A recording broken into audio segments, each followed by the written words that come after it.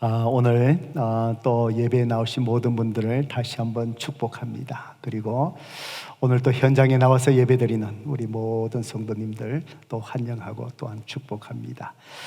계속해서 복음 위에 굳게 서자라는 주제로 이 어려운 때에 로마서의 이 말씀을 우리가 묵상하고 있습니다. 이 복음에 대해서 확실히 또 깨닫고 구원의 은혜와 감격 속에 우리가 있을 때, 그때에 우리의 모든 삶의 힘든 것 하나님의 그 은혜 속에서 우리는 넉넉히 이겨가게 하시기 때문에 그렇습니다. 오늘은 특별히 로마서 6장 전체의 말씀입니다. 아무래도 로마서의 말씀이 교리적인 말씀이다 보니까 또 제가 말씀을 전하고 할 때도 또 딱딱할 수밖에 없습니다. 그래서 오늘도 하나님께서 이 6장을 통해서 우리에게 주시는 또 하나님의 말씀을 우리 마음속에 잘 새길 수 있기를 바랍니다. 오늘 설교 제목을 저를 따라서 같이 한번 해보십시다. 세 사람의 정체의식.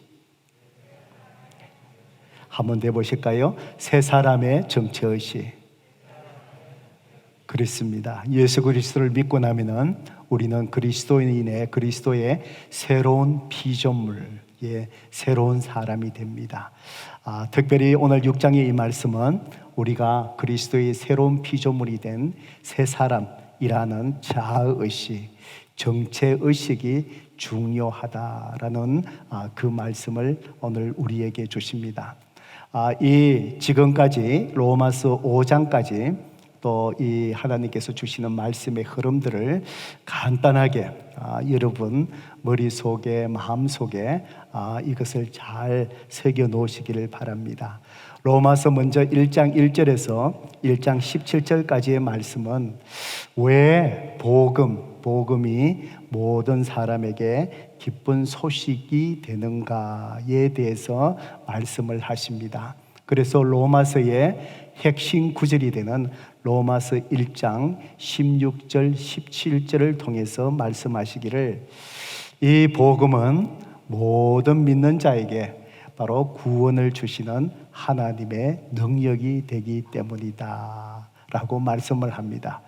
그러면서 왜 이 복음이 모든 믿는 자에게 구원을 주시는 하나님의 능력이 되느냐? 왜냐하면은 17절에 복음 안에는 바로 모든 사람들이 구원에 이를 수 있는 하나님의 완전한 의가 나타나 있기 때문이다 라고 로마서 1장 1절부터 17절까지의 메시지는 바로 그것입니다.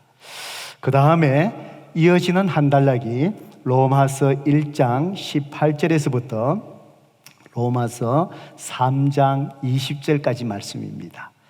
여기에서는 그렇다면은 왜 모든 사람에게 하나님의 의가 필요한 것인가에 대해서 우리에게 말씀하고 있습니다. 왜 모든 사람에게 이 하나님의 의가 필요하냐? 그러면서 여러 다양한 사람들에게 불의에 소개하면서 그들이 죄가 없이 자기 자신이 스스로 의롭다고 여기는 자들을 향하여 너희뿐만 아니라 모든 사람이 하나님 앞에서 다 죄인이다 라는 사실을 고발하고 있습니다. 바로 모든 사람이 죄인이기 때문에 하나님의 진노를 피할 수 없다. 또 한 가지 가장 불행한 일은 바로 무엇이냐? 우리 스스로 우리의 선한 삶 행위로서 하나님 앞에 구원받을 수 있는 하나님의 영광에 설 수 있는 그 완전한 의를 우리 스스로 그것을 세울 수가 없기 때문이다. 그래서 모든 사람에게 복음이 필요한 이유, 복음 안에 있는 믿음에 하나님이 주시는 하나님의 의가 있기 때문이다 라고 말씀하시는 것입니다. 그리고 이어지는 로마서 3장 21절부터 5장 마지막 21절까지 오늘 본문의 앞부분이지요. 이 부분에 와서는 자, 그렇다면은 어떻게 복음 안에 있는 하나님의 의를 모든 사람이 받을 수 있는가에 대해서 이제 말씀합니다. 누가 하나님의 복음 속에 있는 하나님의 의를 받을 수 있다고요? 바로 3장 21절부터 5장까지의 말씀은 다른 어떤 것이 아니라 유대인들을 향하여 할례도 아니고 너희들이 아브라함의 후손이라는 혈통도 아니고 오직 예수 그리스도를 믿음으로 말미암아 하나님께서 바로 하나님의 의를 은혜로 너희에게 주신다라고 그렇게 말씀하시는 것입니다.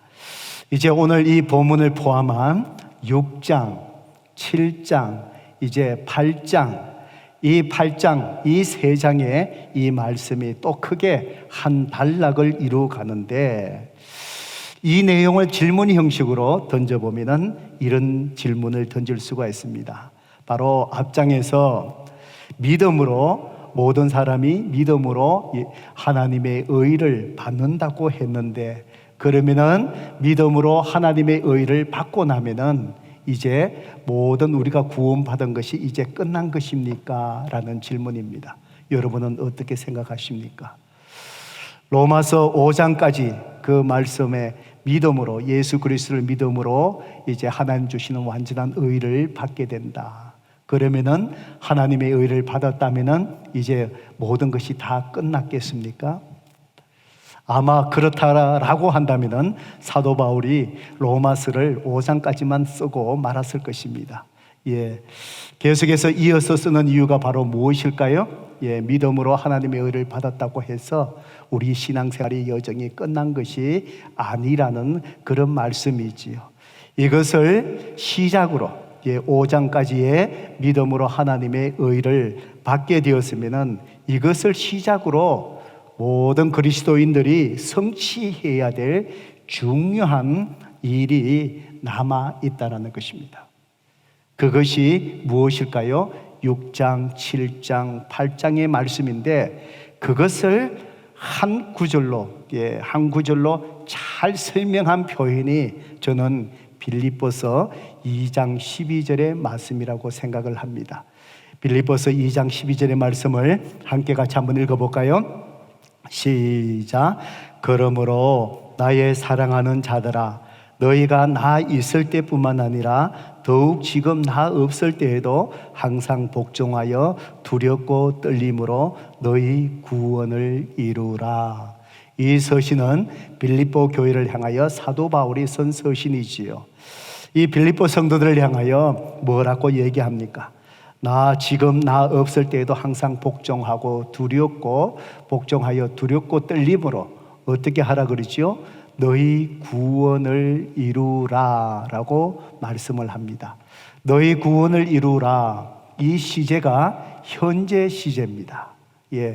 우리가 이 복음을 잘 이해하지 못하면 성경을 읽다 보면 너희 구원을 이루라 현재형이니까 혼돈이 됩니다. 아니 나는 이미 구원받았는데 예수님을 믿고 지금 현재 구원을 이루어 가라라. 그러면 내가 구원받지 못한 것인가? 헷갈리기 시작합니다. 제가 새로운 삶을 공부할 때 이 부분을 정확하게 제가 설명을 해줍니다. 하나님이 우리를 만드실 때에 우리를 육적인 존재, 그 다음에 우리의 내면, 지정의, 양심, 이 내면, 이것이 사람들마다 나타나는 것이 바로 뭐지요? 인격으로 나타나는데 그것이 혼의 영역입니다. 육체적인 존재, 혼적인 존재, 그리고 하나님이 우리 인간에게만 특별히 영적인 존재로 우리를 만드셨습니다. 바로 빌립보서 2장 이 12절의 말씀에 너희 구원을 이루라. 이 말씀은 바로 무엇을 얘기하냐면은 우리의 영을 이야기하는 것이 아닙니다. 우리는 예수 그리스도를 믿을 때에 영생을 얻었으니 바로 우리의 영이 구원받았습니다. 중생, 거듭남, born again, 다시 태어났습니다. 이제 영이 구원받았으면 우리는 믿음으로 의롭게 된 자로서 구원받았습니다. 그런데 구원받았지만 이 세 가지 영역에 있어서 남은 혼의 영역, 육의 영역은 우리의 구원이 완성되는 시간이 다르다는 겁니다.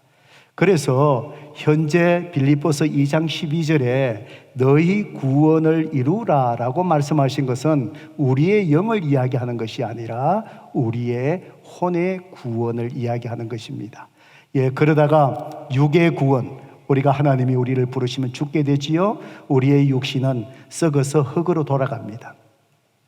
예수님이 이제 다시 오실 때에 죽었던 우리의 육신이 부활을 합니다. 그때 우리의 육신은 지금 육체하고는 완전히 다른 육체지요. 그때에 예수님이 오실 때에 바로 우리는 완전한 구원이 그때 이루어지는 것입니다.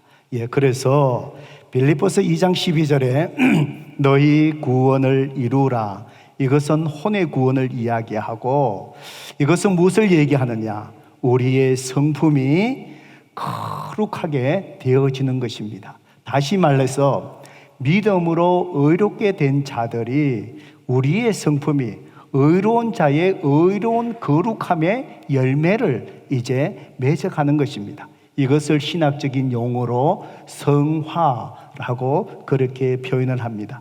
그래서 이 성화는 예수님을 닮아가는 과정을 이야기합니다.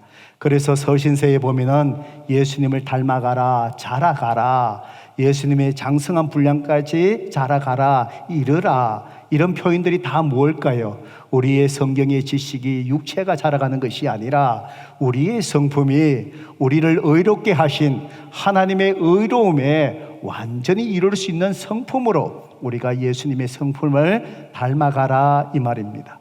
그런데 여기에서 저와 여러분이 분명히 알아야 될 것은 우리가 거룩한 자가 되기 위해서 거룩한 삶을 살아가는 것이 아니라 이미 믿음으로 하나님 앞에 의로운 자라고 하나님께서 우리를 선언하셨기에 우리는 거룩한 하나님의 거룩한 자녀가 되었기에 저와 여러분은 지금부터 그 거룩함을 드러내는 거룩한 삶을 살아가게 된다라는 그 사실입니다. 성도 여러분, 우리 한국에 가면은 우리 침례교, 대전 침례교 신학교에서 오랫동안에 사역을 하시다가 몇 년 전에 이제 은퇴하신 박영철 목사님, 교수님이 계십니다. 이분이 한 2년 전에, 한 3년 되었나요? 쓰신 책 중에 재미있는 책 제목이 있습니다. 구멍난 복음을 키워라. 구멍난 복음을 키워라. 이 책 제목이 굉장히 재미있지 않습니까? 복음에 구멍이 생겼다. 이 책 제목에 복음이 구멍난 복음, 복음이 구멍이 나는 것은 아니지요. 하나님 말씀에 이 복음은 변할 수가 없습니다. 그 구멍난 복음이라고 표현한 것이 바로 뭐냐? 그 복음을 받았고 우리가 전하는 복음의 메시지를 우리가 온전히 전하지 못하고 우리가 전하고 받았던 복음의 메시지에 구멍이 나 있다, 이런 표현입니다. 이분은 책 속에서 그런 말씀을 합니다. 많은 그리스도인들이 그 복음의 온전한 메시지를 받지 못한 그 구멍난 것이 바로 뭐냐? 내가 예수 믿고 내 영혼이 구원받고 천국 간다, 거기에서 다 끝나버린다는 것입니다. 내가 선교제에 가서 예수 믿고 예수 본드세요, 예수 믿고 이제 예수 믿겠습니다 하는 영혼이 구원받았다. 돌아와서 우리는 보고하면서 한 영혼이 구원받았습니다, 막 그렇게 기뻐하고 거기서 끝나버린다는 것이죠. 물론 한 영혼이 예수님 믿고 구원한 거 기뻐할 일이지만 거기에서 끝나는 것이 아니라 그 다음이 있다라는 그런 얘기입니다. 그것이 바로 뭐냐? 예수 믿고 구원받았으면은, 우리의 영이 구원받았으면은 이와 동시에 믿음으로 의로운 자가 하나님 앞에 은혜로 되었다면은 그 다음에 우리가 의로운 삶, 예수님을 닮아가는 현재의 삶, 사도 바울의 표현처럼 이루어 가야 될 구원, 이 성화의 삶이 우리에게 남아있다는 것입니다. 성도 여러분, 예수님은 성천하시면서 마태복음 28장 19절 20절에서 우리에게 지상 명령을 하시면서 뭐라고 말씀하십니까? 너희는 가서 모든 족속으로 제자를 삼아 아버지와 아들과 성령의 이름으로 뭘 주고요? 침례를 주고 그 얘기는 예수 믿게 하라는 것이지요. 예수 믿고 나고 거기서 끝난 것이 아니라 예수님은 뭐라 그러죠? 내가 너희에게 가르친 모든 것을 지키게 하라는 것을, 가르쳐 모든 것을 지켜 분부한 모든 것을 가르쳐 지키게 하라. 모든 분부한 것을 가르쳐 지키게 하라. 그리스도인의 생활, 바로 성화의 삶을 이야기하는 것이지요. 그래서 이 박영철 목사님이 이 책을 쓰시면서 오늘날 우리 한국 교회를 얘기하면서 왜 이렇게 교회가 많이 대형 교회들이 많이 생기고 성도들이 많아졌지만 왜 그리스도인들이 사회에 영향력을 미치지 못하고 많은 세상 사람들에게 지탄을 받느냐? 바로 구멍난 복음의 메시지를 우리 그리스도인들이 제대로 받지 못하고 메시지에 구멍이 생겼다. 즉 무슨 얘기일까요? 구원받았다는 그 자체에 로마서 5장에 머물러 버렸지 6장, 7장, 8장 이제 믿음으로 의롭게 된 자들이 거기에서 시작해서 바로 성화, 내가 하나님 앞에 거룩한 삶, 내적인 거룩함 뿐만 아니라 그 거룩함이 내 삶 속에, 내 직장 속에, 내 가정 속에, 사회생활 속에 그 거룩함을 드러내지 못한 거기에 구멍이 생겼다라고 그렇게 말씀하는 것입니다. 성도 여러분, 그렇습니다. 우리는 로마서의 5장까지만 잘 받는 것이 아니라 거기에서 끝나는 것이 아니라 오늘 바로 6장, 7장, 8장의 이 메시지를 우리는 더 중요하게 우리는 받아야 됩니다. 자, 그렇다면은 우리는 저와 여러분이 어떻게 이 성화의 과정, 주님을 닮아가는 거룩한 그런 삶의 열매를 맺을 수 있겠습니까?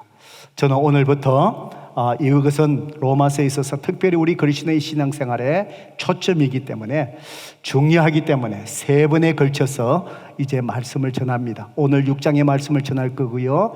그 다음에 7장의 말씀을 그 다음 주에 또 그 다음 주에는 8장의 말씀을 한 장씩 말씀을 전하려고 합니다. 오늘 우리가 11절까지 읽었지만 이 6장의 말씀, 바로 하나님의 거룩한 믿음으로 의롭게 된 우리 그리스도인들이 어떻게 성화, 거룩함의 삶의 열매를 맺을 수 있는가?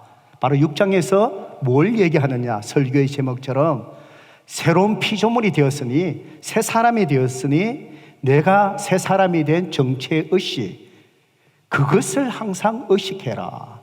바로 이 메시지가 6장의 메시지를 정리하면 그렇습니다. 어렵게 된 그리스도인의 위치가 무엇인가에 대해서 분명히 깨닫고 있어라. 여러분, 우리가 새로운 피조물이 되었다 그리스도 안에서 이것을 순간순간마다 잘 깨닫는 자의식이 왜 중요합니까? 우리가 이것을 깨달을 때마다 그것이 내 오늘의 현재의 삶 속에 영향을 미치기 때문에 그렇습니다. 저는 운전을 해나가다 보면은 차 뒤에 범퍼에다가 물고기 모양의 문양을 붙인 사람을 보게 됩니다. 그것이 바로 뭐지요? 그리스도인, 크리스찬이라는 그 표시지요. 초대교회에서 성도들이 사용했던 표시들이죠. 예, 그걸 이렇게 볼 때마다 참 저는 잠시 동안에 그 차 뒤에 따라가다가 그걸 보게 되면 생각을 합니다. 운전하신 분 얼굴을 다시 한번 보게 됩니다. 왜냐하면은 참 존경스럽기 때문에 그렇습니다. 저분이 내가 그리스도인이다 라는 사실을 운전하는 데에 차 뒤에 붙여놨다.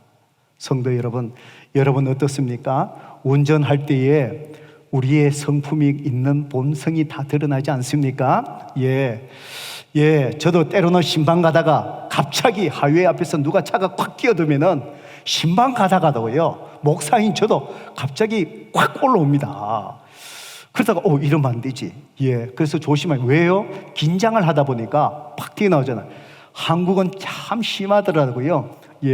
한국 가서 이렇게 보니까 아이고, 제가 저번에 안식 때 어느 목사님하고 어디 인천까지 한번 드라이브 하면서 부부간에 가족들이 같이 시간을 가졌는데 이거 갑자기 어떤 사람이 막 이렇게 하는데 어떤 사람이 가다가 그냥 가면 되는데 운전하는 목사님을 향해서 뭐 자문했다고 뭔지 모르겠지만 막 화를 내며 소리를 지르더라고요.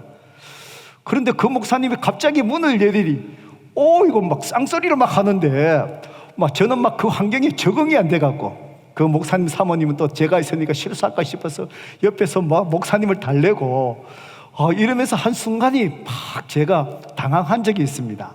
예, 이게 이제 뭐냐면은 우리가 운전을 할 때에 이게 쉽지 않잖아요. 운전을 내가 잘 일한다는 게. 그런데 그 문양을 붙여놓은 사람들 보면 참, 그래서 저는 참 존경스럽습니다.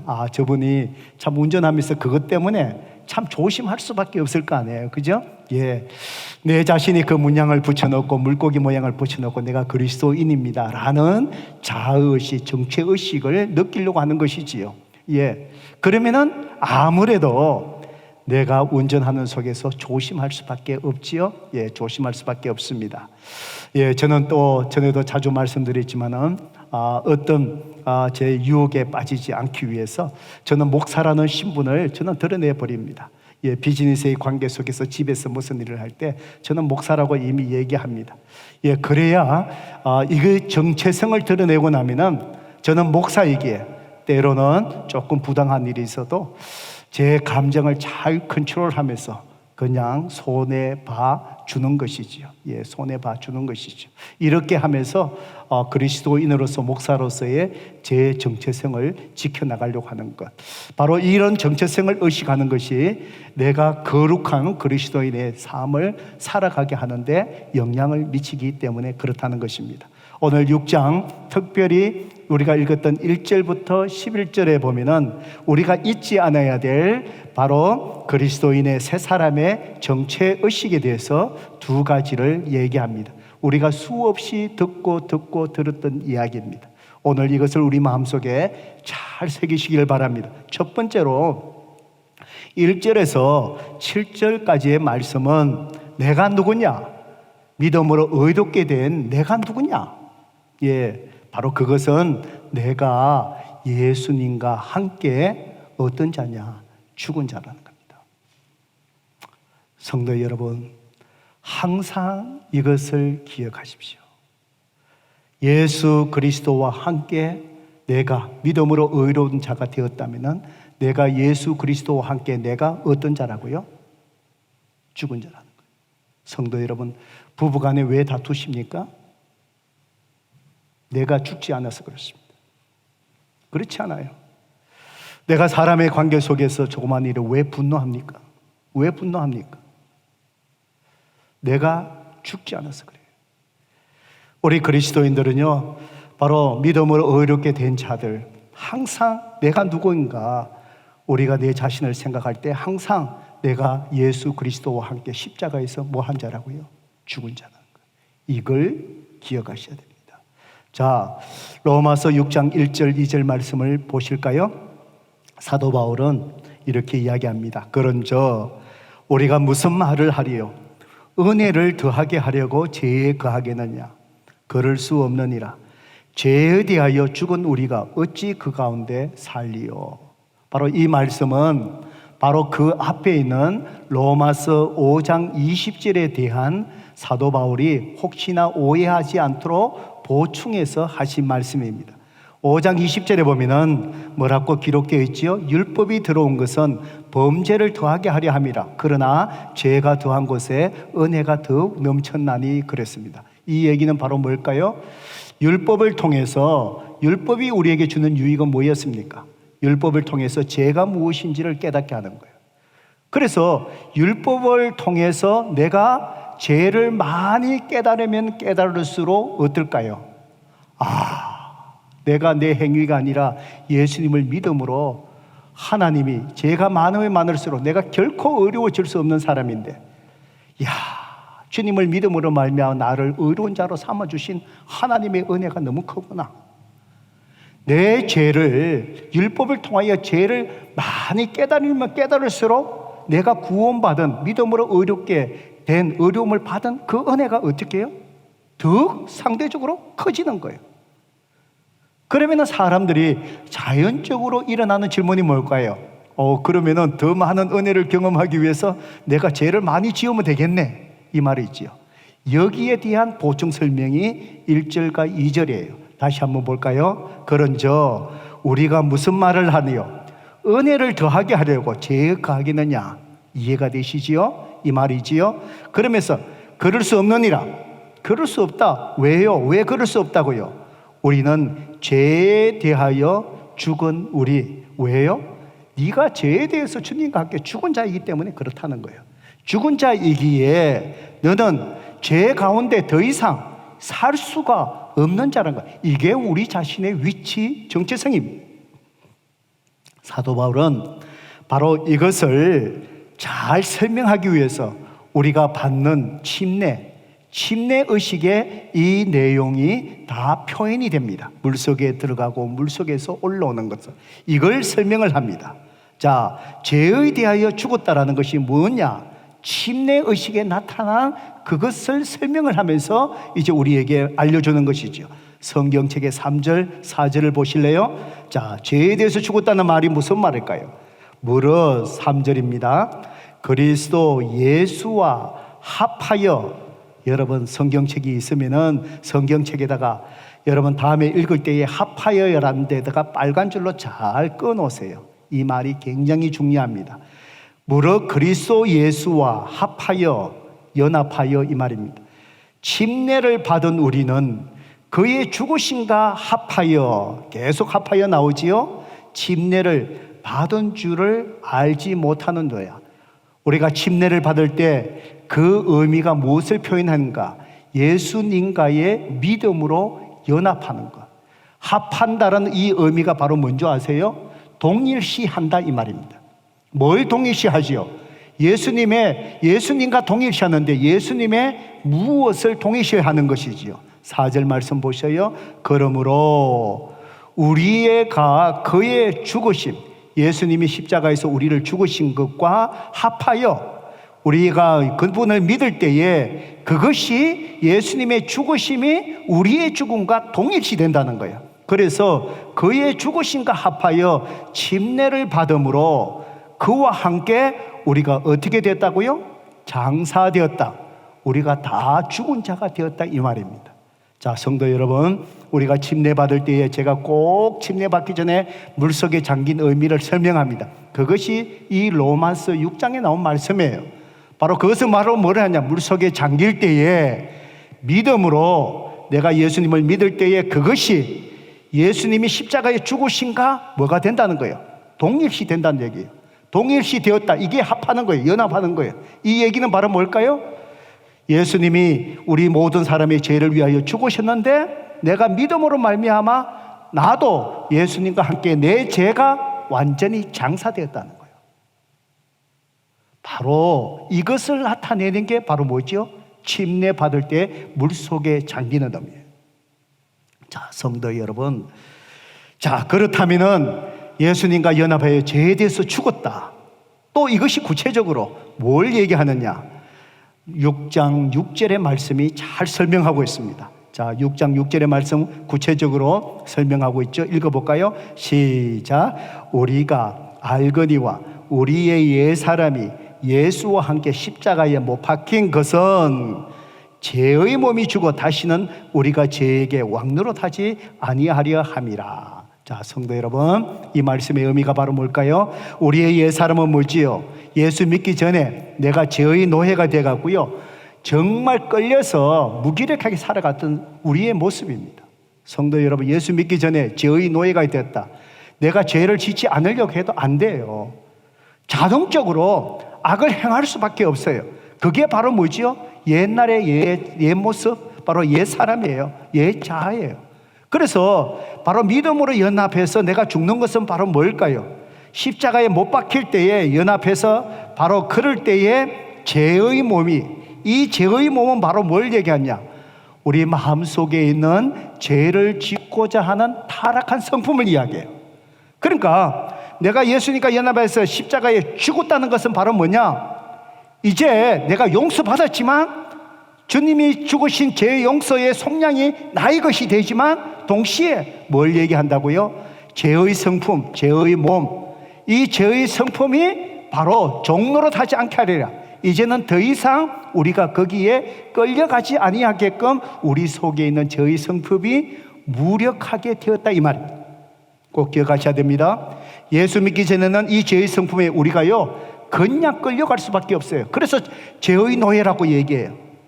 주님과 함께 십자가의 죽으심을 통해서 이제 내 안에 있는 죄의 성품이 없어졌다는 게 아니에요. 여전히 있어요. 예수 믿고 난 뒤에도. 그런데 이것이 더 이상 우리를 지배하지 않아요. 무력화되었어요.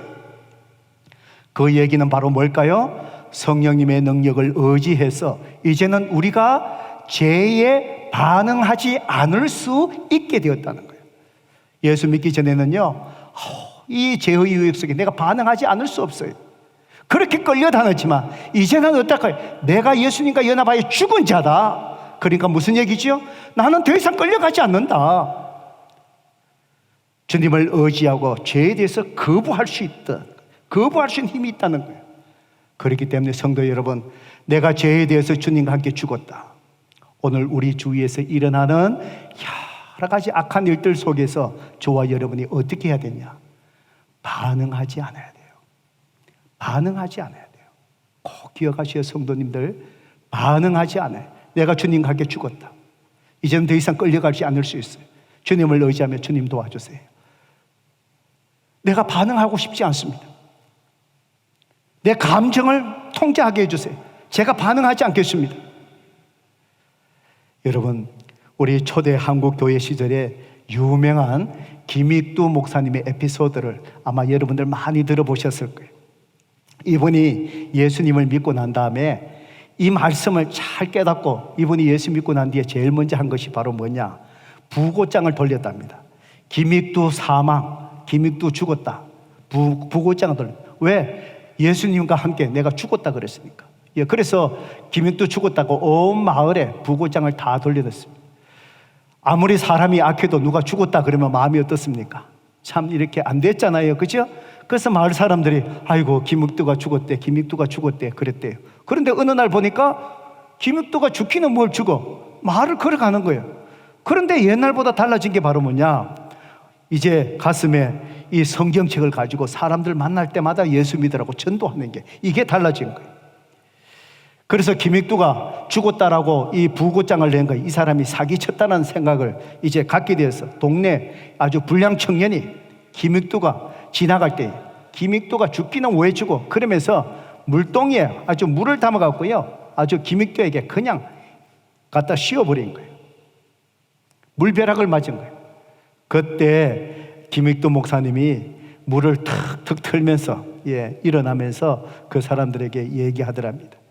김익두가 죽었으니 망정이지, 김익두가 살았으면 너 벌써 나한테 요전났을 것이라고 그랬답니다.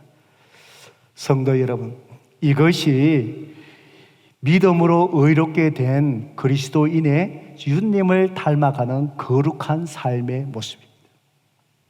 김익두가 죽었으니까 망정이지, 김익두가 살았으면 너 벌써 요절났다. 성도 여러분, 우리는 예수님과 함께 죽은 자들입니다. 죄의 유혹 앞에서 반응하지 않는 거예요. 왜요? 나는 죽은 사람입니다. 나는 죽은 사람입니다.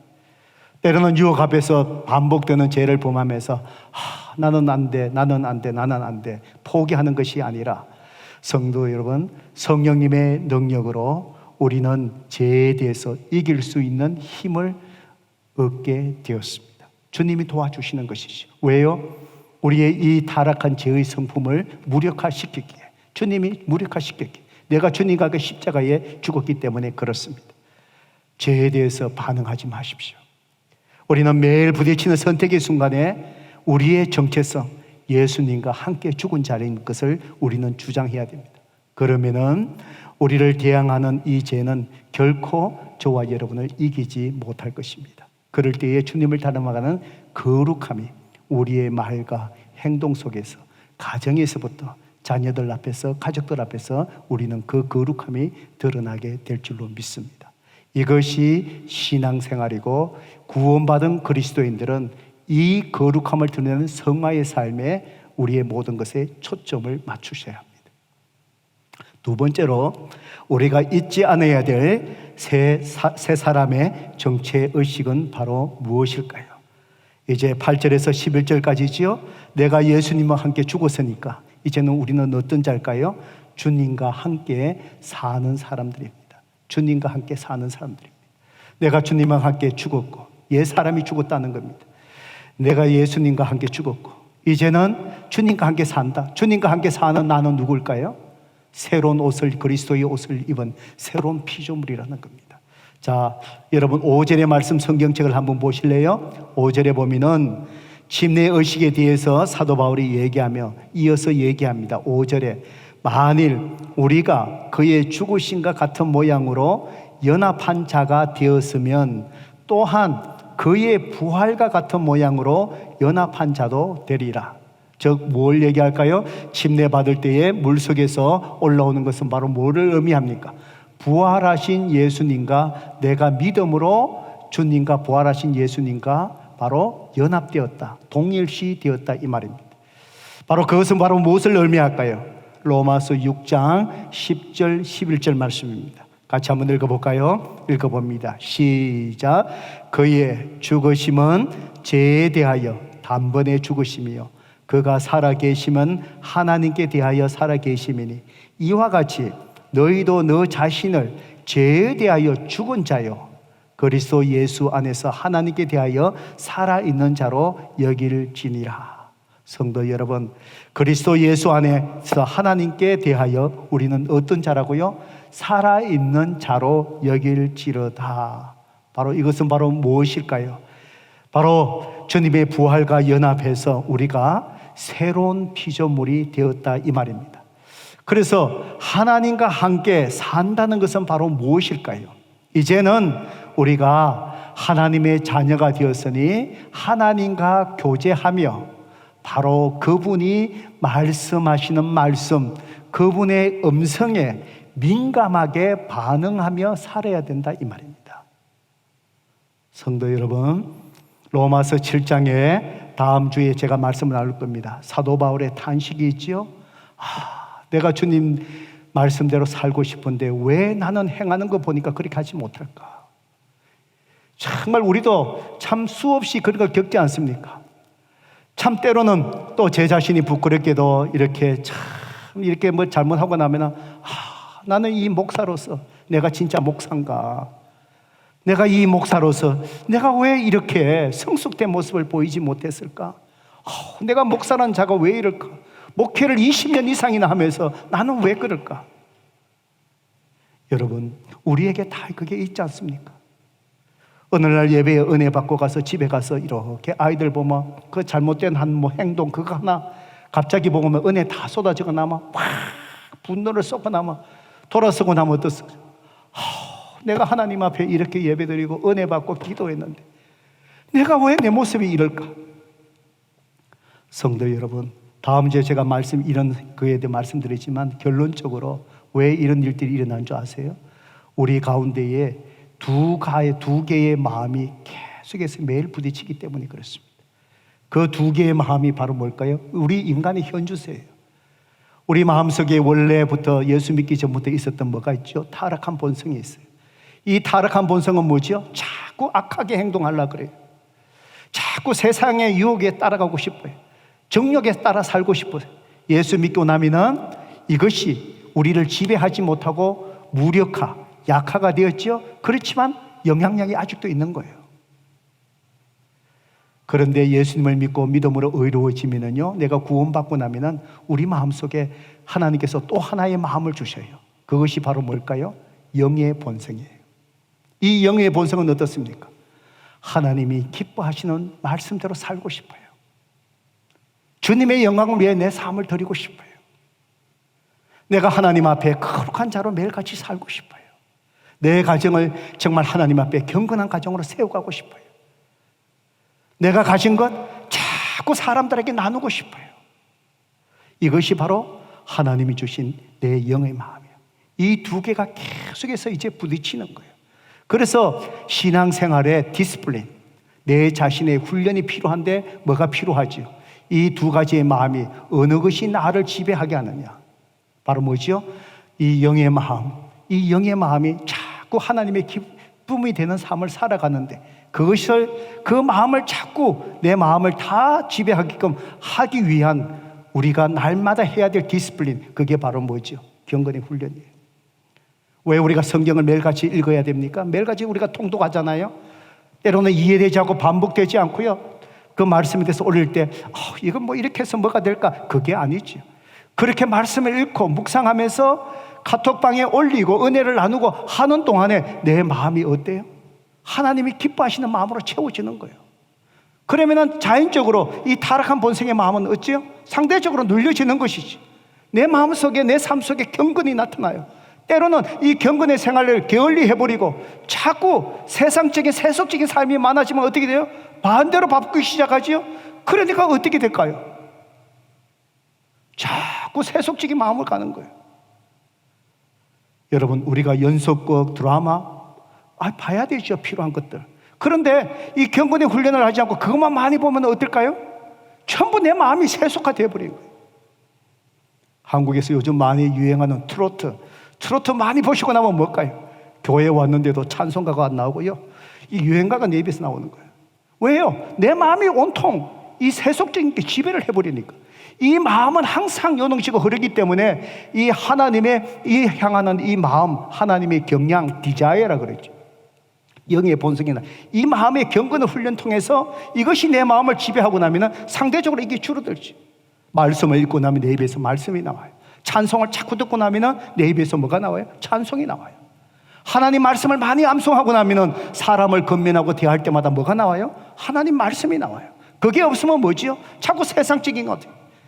그래서 사람과 대화하다 보면 저 사람이 어떤 말을 많이 하는가 들어보면요, 뉴스를 많이 본 사람은 자꾸 뉴스 이야기만 해요. 드라마를 많이 본 사람 드라마 얘기만 하고요, 연예가 중계만 많이 본 사람은 자꾸 연예 얘기만 하는 거예요. 왜? 내 마음이 온통 그것이 내 마음을 꽉 차고 있으니까. 경건성이 없는 것이지. 이 두 가지 마음, 바로 하나님과 예수님과 함께 사는 자는 바로 뭘까? 이 마음이, 영적인 본성이 하나님이 기뻐하시는 그 말씀, 그 삶 속에 내가 살아가는 거예요. 그분의 음성에 민감해지는 거예요. 이것이 바로 뭐죠? 내가 예수와 함께 사는 자라는 내 정체성. 이것을 우리는 항상 기억하셔야 됩니다.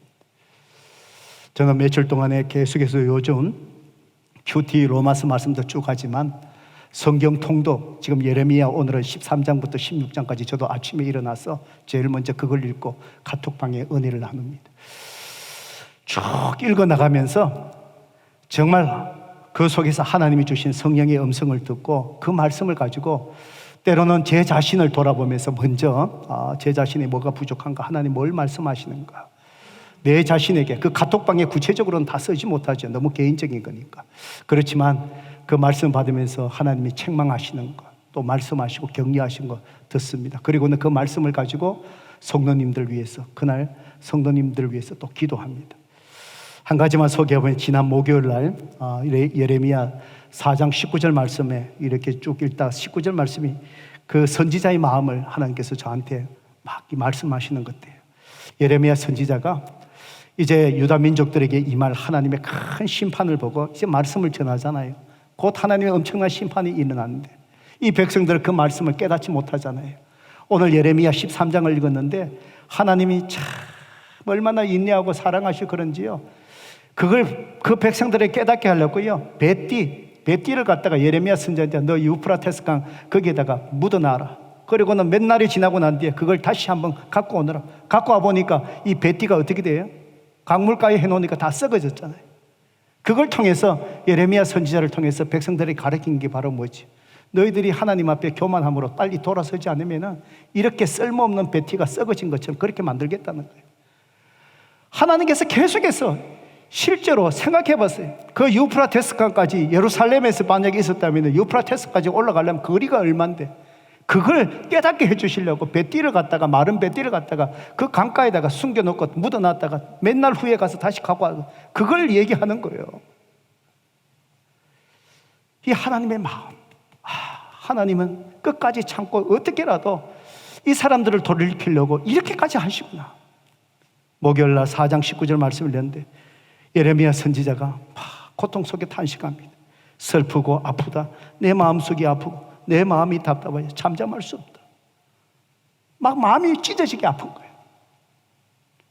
그 말씀 묵상하면서 하나님이 저한테, 성령님이 말씀하는 거예요.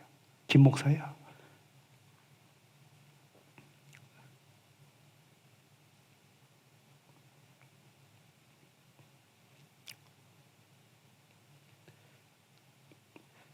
그 말씀을 묵상하는데 하나님 말씀하세요. 너는 성도들 향하여 이 아픔이 있느냐? 이 아픔이 있느냐?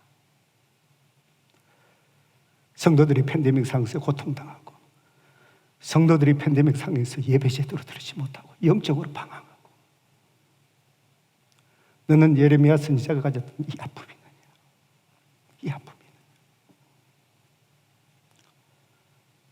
제가 돌아보니 성도들이 아픔을 느낀다고 하지만 이 예레미야 선지자가 가졌던 이 아픔에 비하니 아무것도 아닌 거예요. 주님 죄송합니다. 죄송합니다. 그러면서 성도들, 여러 성도, 힘든 성도들 연락하고 카톡하고, 혹시 여러분이 제 연락을 못 받으면 목사님 나한테 관심 없구나 그러지 마시고요. 힘든 사람은 목사님 돌보고 계시구나 이렇게 생각하시면 돼요. 연약함으로 병원 치료받고 있는 자들, 비즈니스 속에 힘들어하는 성도님들, 이분들과 이렇게 얘기하며 또 노인분들, 우리 어르신들 하니까 전부 다 유튜브로 이렇게 예배 드린 것 같은데 어떤 분은 아직도 유튜브를 어떻게 한 줄도 모르는 거예요. 아무도 가르쳐준 자. 교회로 오셔요. 안 오시면은 제가 찾아가겠습니다. 그거 하나 버튼, 유튜브 연결하는 버튼 하나 만들어주면 되는데, 우리 교회에 그런 생각했습니다. 성도들이 이렇게 우리가 많은데 그거 하나 만들어줄 사람이 없단 말인가. 남을 탓하기 전에 제 마음이 아픈 거예요. 내가 영혼에 대한 아픔이 없었구나. 그렇게 해서 쭉 이렇게 성령님 주신 음성을 듣고 이렇게 위로하는데, 로마서 8장 6절 말씀에 성도 여러분, 하나님과 함께 사는 자의 축복이 뭔지 아세요? 로마서 8장 6절에 역시 내 생각은 사망이요 영의 생각은 생명과 평안이라. 제 마음은 참 아픈데, 그런데 하나님께서 제 마음에 주신 것이 뭔지 아십니까? 평안을 주시고 위로하시더라고요. 이 생명, 물론 영생이겠지. 그 영생의, 천국에서 누리는 영생의 삶이 우리가 이 땅에서 누릴 수 있잖아요. 풍성한 삶을. 내 마음은 아픈데 하나님께서 내 마음속에 평안의 풍성함을 주는 것 같아요. 성도 여러분, 그렇습니다. 저와 여러분이 그리스도 예수 안에서 하나님에 대하여 살아있는 자로 여길지라. 하나님 안에서 산다는 것이 이런 것을 이야기합니다. 날마다 죄에 대해서 세상의 유혹에 내 마음이 끌려가는 것이 아니라 하나님에 대해서, 거기에 대해서 죽은 자, 더 이상 반응하지 아니하고 하나님에 대해서 산 자, 성령님께서 나에게 말씀하시는 그분의 음성에 내가 민감하고 순종하고 그분과 함께 살아가는 삶, 이것이 그리스도인의 신앙 생활입니다. 우리가 이것을 놓쳐서는 안 됩니다. 그럴 때에 오늘 하루가 다르고 내일이면 내 자신을 돌아볼 때 주님을 닮아가는 거룩한 주의 모습이 내 가운데 드러나는 것, 주님이 부르시는 그날까지 우리의 신앙생활이 바로 이 성화의 삶에 초점 맞추는 저와 여러분 되기를 주님의 이름으로 축복합니다.